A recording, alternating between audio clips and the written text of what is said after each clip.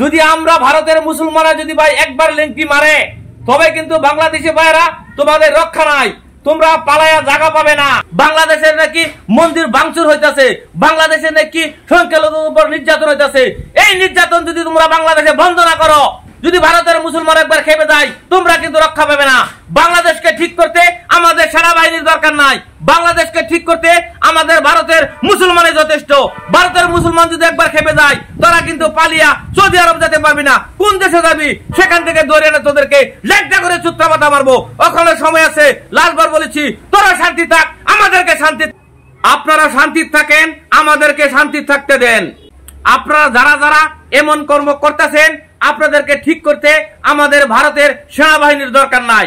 আপনারা এটাও ভুলে যাবেন না, আপনাদের বাংলাদেশে মোট জনসংখ্যা 16 কোটি, আমাদের ভারতবর্ষে আমরা মুসলমান আছি 25 কোটি। ওয়ার্নিং দে, আপনারা হিন্দুদের উপর সংখ্যালঘুদের উপর অত্যাচার বন্ধ করেন।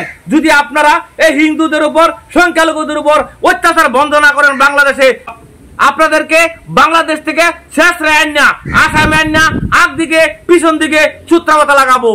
যদি ভারতের 25 কোটি মুসলমান একবার খেপে যায়, বাংলাদেশি ভাইরা তোমরা পালায়া জায়গা পাবে না।